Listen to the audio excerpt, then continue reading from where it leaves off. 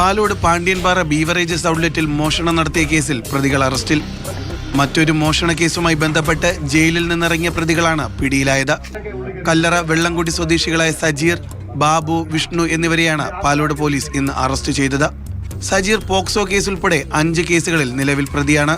Palode police station പരിധിയിലെ BSNL ഓഫീസിൽ നിന്ന് ബാറ്ററി മോഷ്ടിച്ച കേസിൽ ജയിലിൽ കഴിയുകയായിരുന്നു ഈ 3 പ്രതികളും.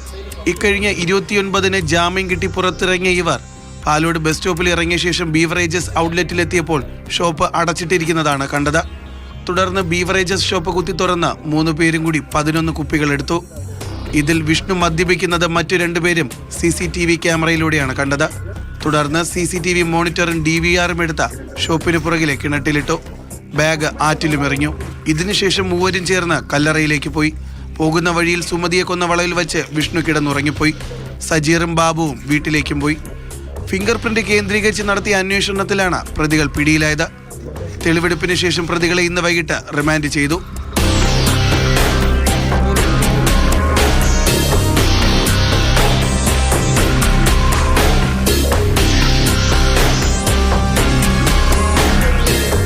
Jibin JB, Mathrubhumi news, Thiruvananthapuram.